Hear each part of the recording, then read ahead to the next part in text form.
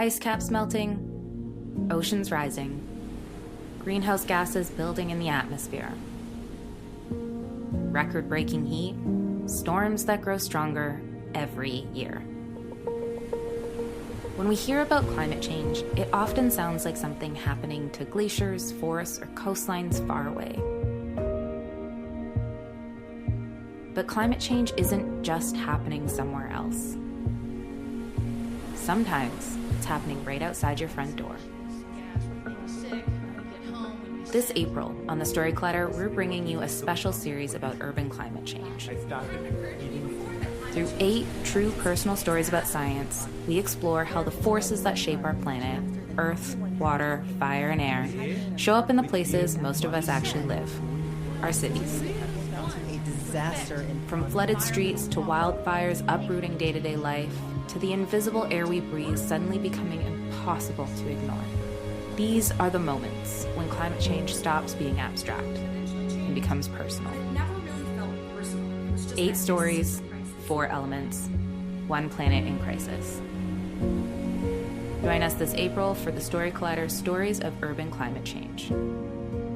True, personal stories about science.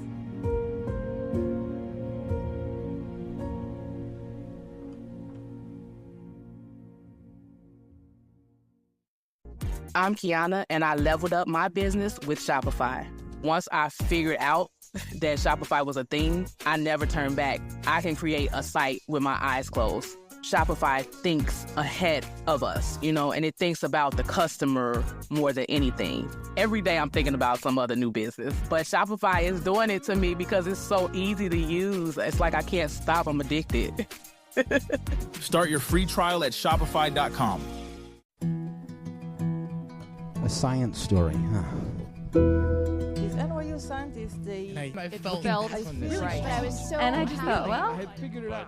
It was that golden moment. Because science was on my side.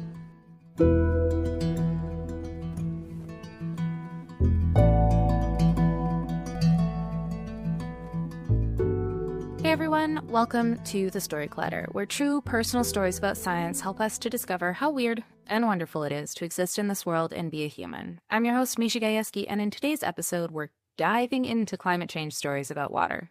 See what I did there? Sorry.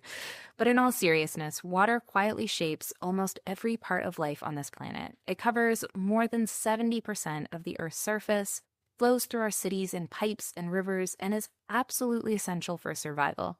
And yet, it's also one of the elements most dramatically impacted by climate change.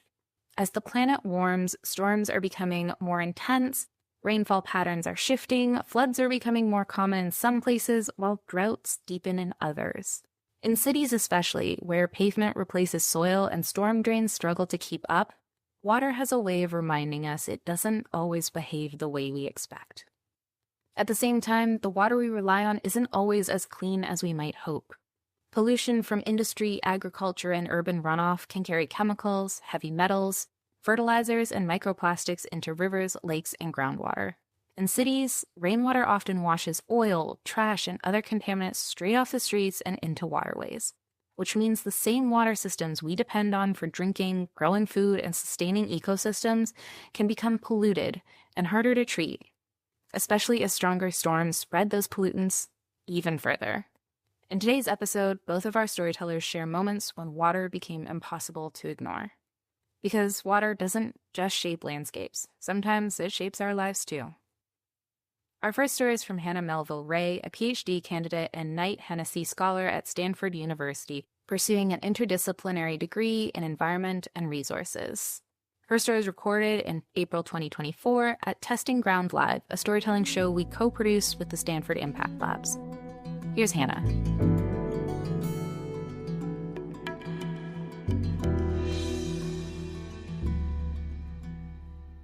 Let me take you back 1 year. I am a first-year PhD student at Stanford. Like today, the sun is shining, the orange poppy seeds signal spring.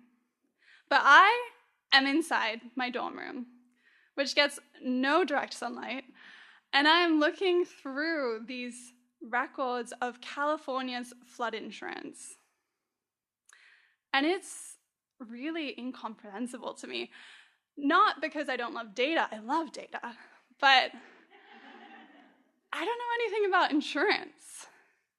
I mean, I don't own a house, I don't own a car, and until 6 months ago, I was living in Australia where I had universal health care.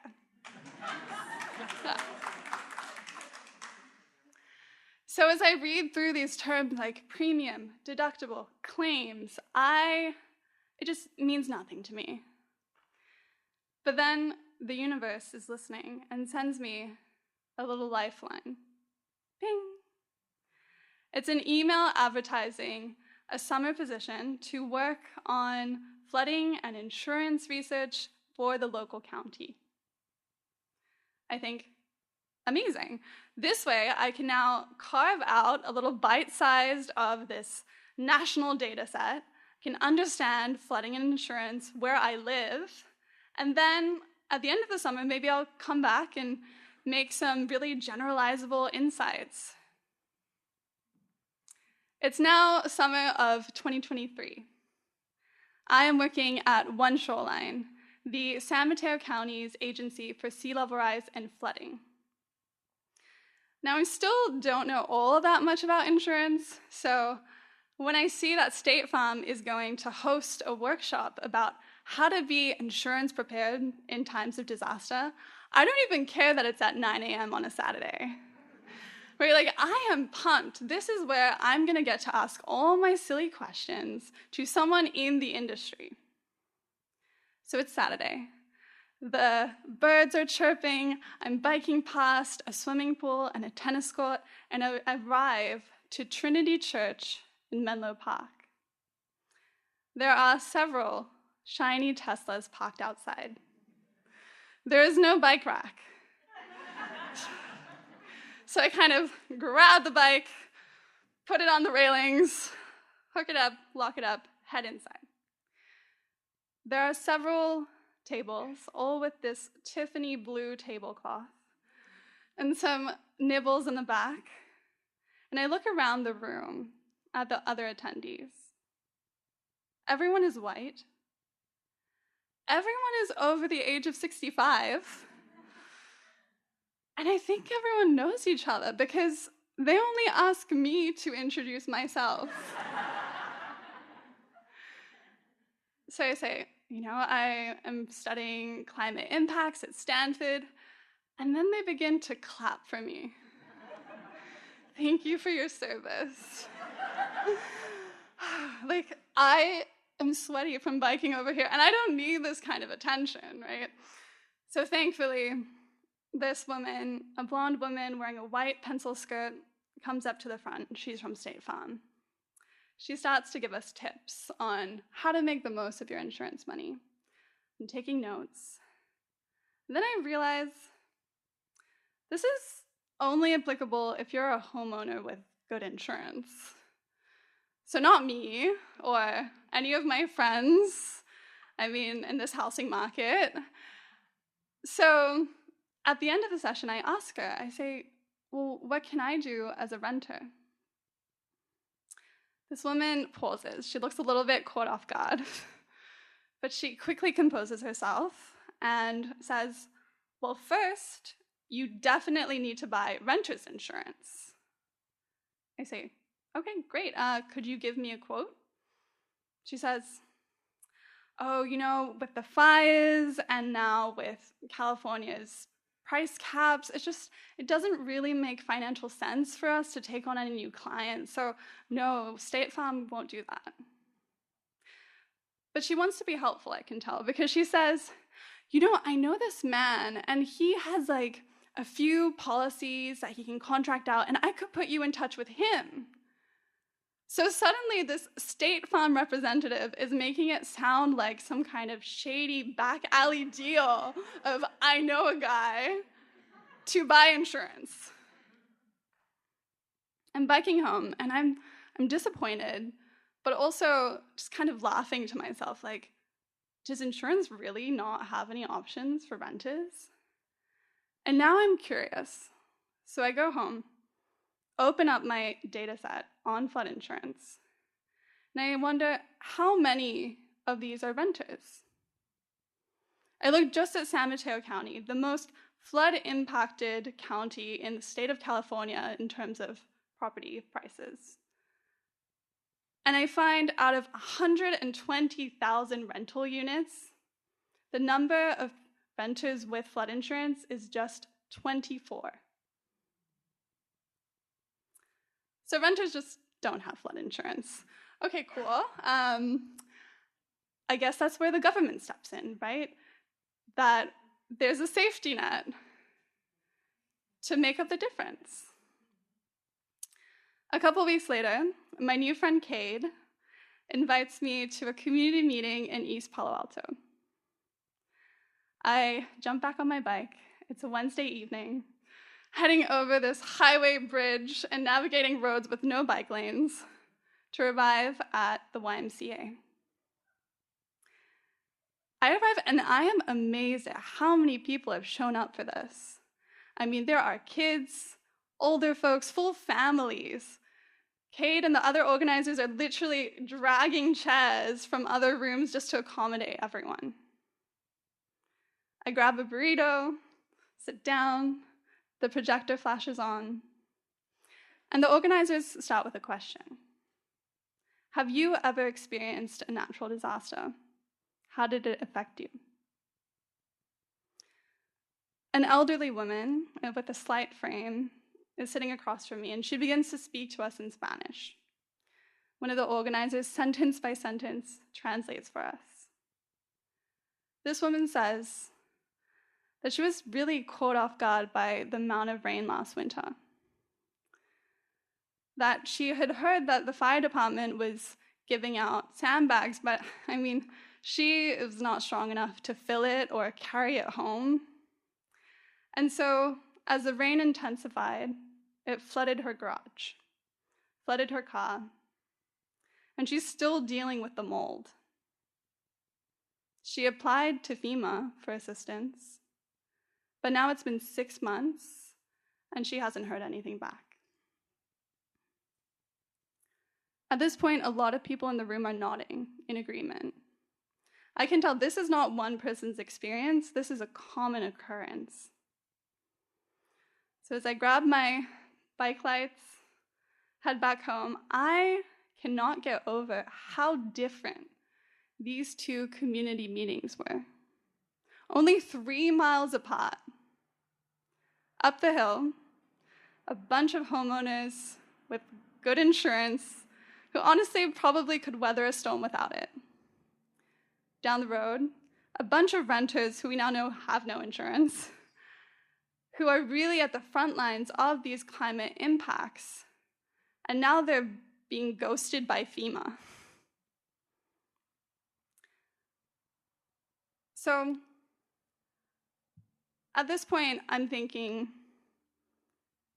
I guess I just assumed as an Australian that the government would be there, but wow, we live in the Wild West, right? Like, it is up to the individual. Everyone needs their own safety net, and we urgently need to get everyone insurance. It's now August of 2023, and my colleague at One Shoreline, McKenna, invites me to join her on a site visit. We drive out to a neighborhood by the San Francisco airport, and this neighborhood has flooded every winter for the past 4 or 5 years. On my left is an elevated highway bridge. On my right is Highway 101. In front of me is a PG&E substation. And then I just hear this thundering sound of a plane above me. We're here to meet a resident named Raul. He emailed the agency last week, and it was titled, "Inquiry from a Concerned Resident." As we walk up to his house, the first thing I see is that there are about 30 sandbags beautifully laid outside of his garage. But there is no rain on the forecast. I mean, the sky is blue. So this is a permanent barricade that he's built for himself. Raul comes out to greet us, and we walk over to the back of his house. There's another wheelbarrow with 20 sandbags ready to go.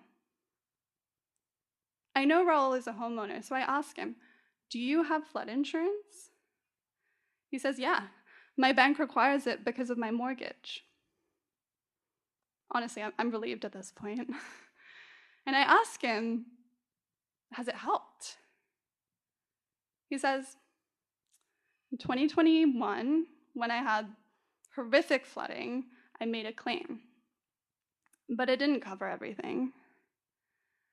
And then what he saw was that his insurance premium went up. And year on year, the cost is going up. So now, on top of paying for his mortgage, every month he's also paying for a flood insurance bill. So now when it rains and it floods, he doesn't even want to make a claim. And so maybe I take it all back that flood insurance isn't always the best way to go. But I have learned for myself that I never would have known any of this if I had just stuck to my data set. And so my second year at Stanford looks markedly different. I've now decided I want to be a community-engaged researcher. So McKenna and I head back to San Bruno, and now we're collecting information from residents like Raul, getting them to document their experiences with flooding so that I can combine that with my data and actually have insights that are helpful, directly helpful to a community. I also go to my fire department and do training with them so that next time there's a flood, I can be the one to fill the sandbag for someone who can't. It is that beautiful time of year again when Stanford is in full bloom. But this year, the way that I'm spending my time feels right. Thank you.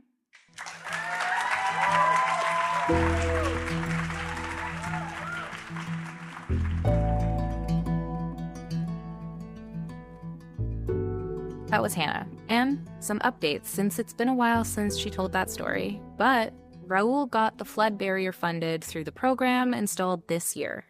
And Hannah told us it was the first time she'd seen his garage not completely blocked by sandbags. If you'd like to learn more about Hannah and her work, head over to our website, storyclatter.org. Not everyone feels comfortable stepping up to the mic, and that's fine. There's another way to make Storyclatter happen, by becoming a donor. Right now, more than ever, the voices of scientists and science communicators need to be heard. At Storyclatter, we know that personal stories can break through the noise, connect people to the human side of science, and make complex ideas feel real. But keeping these stories alive and accessible takes support. Our donors make this possible. They help us produce the podcast, share stories that might otherwise go unheard, and spark conversations that stick with you long after the episode ends. If you believe in the power of science storytelling, consider making a donation at storyclatter.org/donate. Most people give around $10 a month, but every tax-deductible gift, big or small, helps keep the mics on and the stories coming. Thank you for helping make sure these voices are heard. Our next story is from Patricia Schuba. She's the president of the Labadie Environmental Organization. Her story was recorded way back in 2019 in St. Louis, Missouri, at a show we did in partnership with St. Louis Public Radio. Here's Patricia.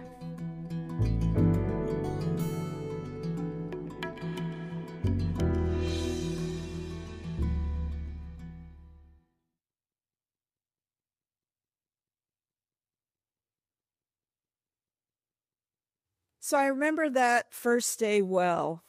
It was a warm fall day, and it was in 2009, and I had gone with my sister to pick up my nephew at his grade school in Labadie. Labadie is a small Missouri town.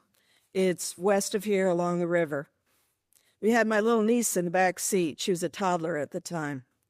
So there we were, sitting in the pickup line in front of the school, and out comes my nephew's teacher. So I rolled down the window. We're used to chatting. And she said, "Patricia, I need your help with something."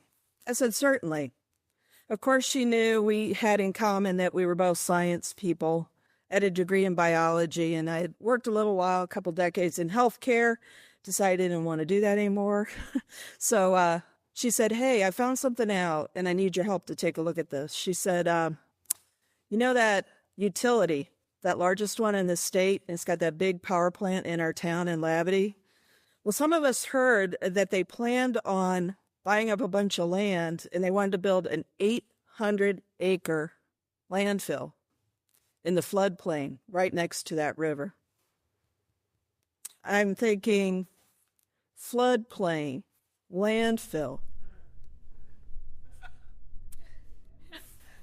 We all know that most people drink water, right? So in rural Missouri, often we have our own wells, and what we do is we drill them down, and they're below this level where this floodplain is. And I thought, that's crazy. And I said to her, I had to ask, so what do they plan on putting in this landfill, in the floodplain? And she said something called coal waste. Well, you know, I'd been around the block, and I knew what coal was, but I really didn't know what coal waste was. Well, coal waste is what is left after you burn up the coal to make the energy. And evidently, we make a lot of it. So that night, I went home. Like any good person, I did a Google search first. And all these articles popped up. And they said coal waste is pretty nasty stuff. It contains chemicals, heavy metals like arsenic. And arsenic and these other chemicals are very soluble in water. And I knew as a biologist that that floodplain was really a wetland. And that if they were putting this material there, that could be very dangerous. I wasn't prepared what I found next. And this is when I went on the EPA's website. I actually saw that they had been dumping this material in open pits in the floodplain prior to this idea of having a dry landfill. Open pits dug into the floodplain, and they were dumping it there. So all of a sudden, my eyes started welling up. I got real emotional, and I usually don't do that because I'm a sort of scientist. And I said, 40 years ago, they started doing this. That was 1972, and I'm going to date myself here. I was 9 at the time. My entire family drank well water that we thought was pure and clean, so it was unfiltered. In the 1990s, they built their second pit, and that pit was built around the time that my sister was planning on getting married, and she was talking about her first kids. She was excited to be a mother. And over the time that she had her 2 kids, my niece and my nephew, who I love, she was drinking that unfiltered well water. I got really mad. So I was fixated on that screen in front of me, looking at the tons of waste that contained these heavy metals that they actually admitted to the EPA that they released to the environment every year. And I thought, and this is from my healthcare days, I could think of all the people that I knew who had cancer. I had to realize that this is how it happens. You know, we talk to patients and we say, we don't know how you got cancer or MS or type 1 diabetes.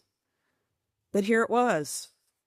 We're talking hundreds of thousands of pounds of this material. And it's in the environment, so we're exposed to it. And then I got really mad thinking about the experts at that power plant that had dug those pits, had looked at the groundwater bubbling up through the bottom of the pit, and thought it was okay to put that material there. They knew what that stuff was.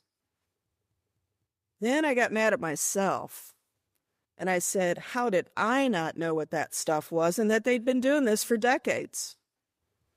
I had to question, why had I never asked what happens at a power plant? I never had to. I knew I had to do something. I had to be responsible to do something because everyone I knew and loved drank groundwater, and I worried about them and I worried about us. So there I was. Within weeks, I was engaged with this small fledgling group of people in our town. We called ourselves the Labadie Environmental Organization. Before we knew it, we were doing all kinds of activities to prepare for this first big event that we were trying to turn out people for. It was a local hearing of our county elected officials. And at this hearing, they were going to decide whether or not we would allow this landfill in the floodplain to go forward. So here I am. I walk into that auditorium at our local college. There were 500 people there that night. I was so excited. And then about 30 of us got up and we each testified one after another. And in that group was my sister. She went up on stage and she had my mom at her side. And she had my little niece, that one in the car, on her hip. And she spoke passionately that night about why they shouldn't do this. Well, I was circulating around the room that night, and I heard a lot of things that nobody should have to hear. So the power plant had told their employees to get there that night and to be engaged. Well, I heard that. I heard the things they said about us. And I also read the comments by one of our commissioners who obviously felt a little overwhelmed by the outpouring of love from his constituents that night.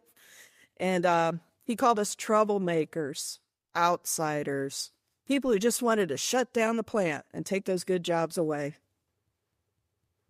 I knew there was a lot of anger there, and I knew that wasn't good.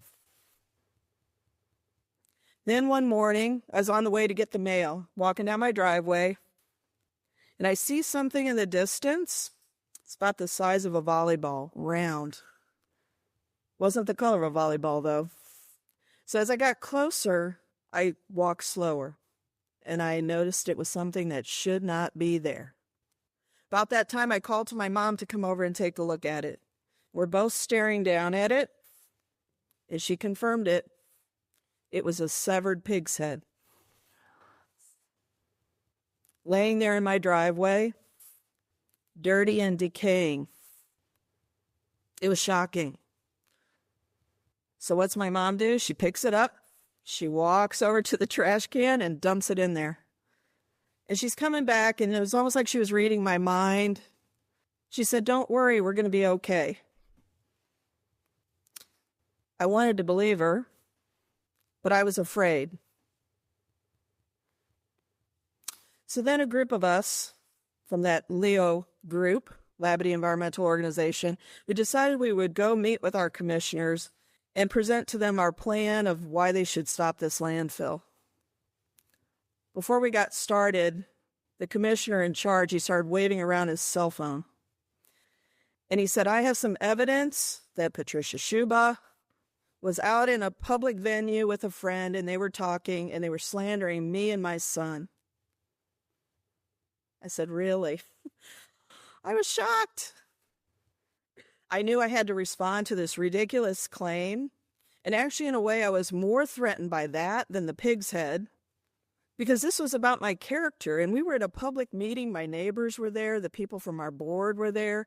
And I'm thinking, people are just going to run from Labadie Environmental Organization. So I got up on my feet, walked toward the podium, stared up at those guys on the commission, and I began to defend myself. And as words were coming out of my mouth, I'm thinking, you know what?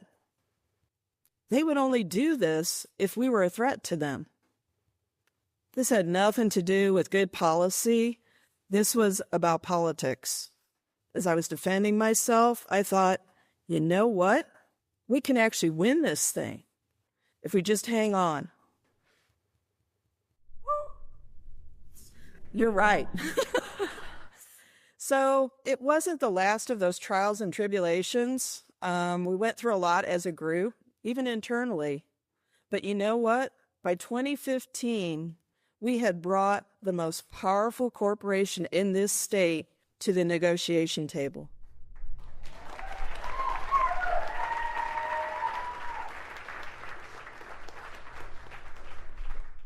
So you might think that was our most notable moment, and it might have been as an organization, but for me, the most powerful moment, the moment that I took the most pride in, and I felt the most hope for the future of our community, was when I saw my niece, that little girl. Remember her? She was in the back seat that first day.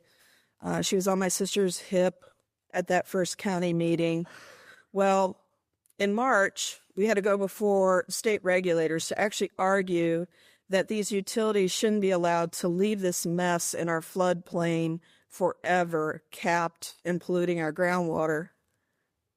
And my niece, she had grown up to be a pretty bright and certainly very kind young woman.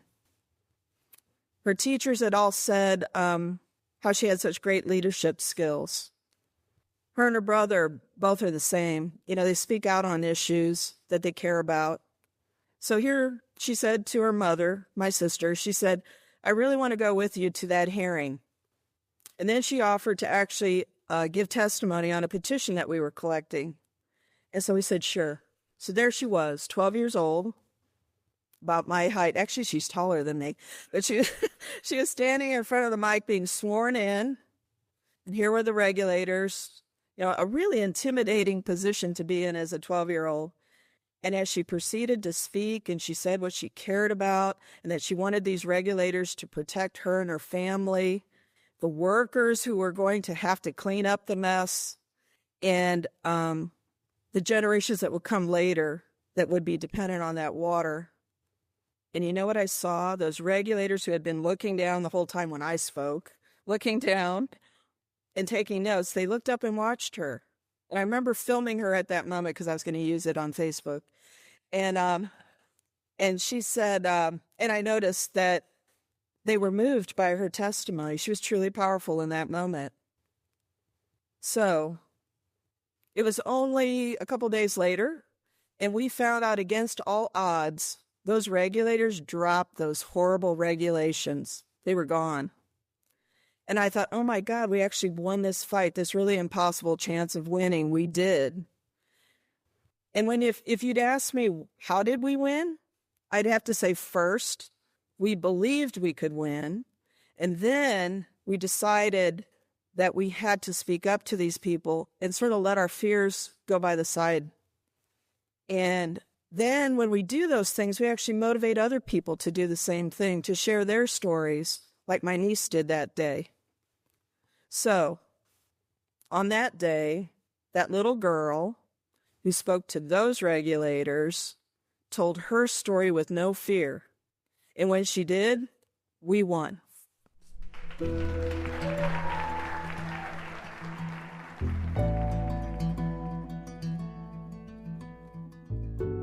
That was Patricia, and since fighting the coal ash dump, she's now turned her focus to data center issues. If you'd like to learn more about Patricia, visit our website, storyclatter.org. Our website is just one way to connect with Storyclatter, but you can also follow us on social media. We're on all the platforms, Facebook, Instagram, TikTok, and Blue Sky.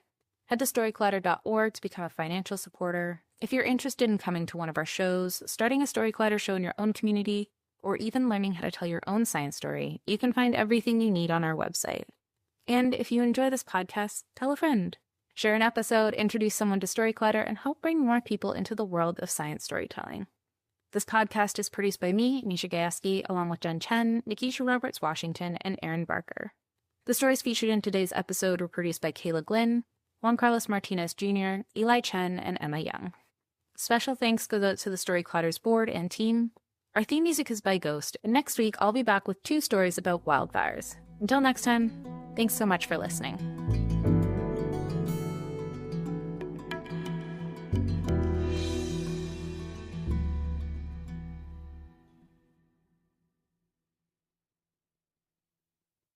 There's something about this time of year. Winter's fading, things are starting to shift, and it kind of makes you want to shake things up in your own life too. If you're in that mindset, you should check out All the Hacks. It's hosted by Chris Hutchins, a financial optimizer who's all about finding smarter, more intentional ways to live, whether that's your money, your habits, or how you spend your time. One recent episode I really loved is the one with Maya Shankar. It dives into science-backed tools to help you make change feel a little less overwhelming and a lot more intentional. They also dig into why we often get change wrong and simple ways to get unstuck and move through uncertainty. It's thoughtful, practical, and one of those conversations that really sticks with you, especially if you're navigating any kind of transition right now. So if you're thinking about making a change this season, big or small, this is a great place to start. Search for All the Hacks. That's All the Hacks in your podcast app, hit follow, and start upgrading your life today.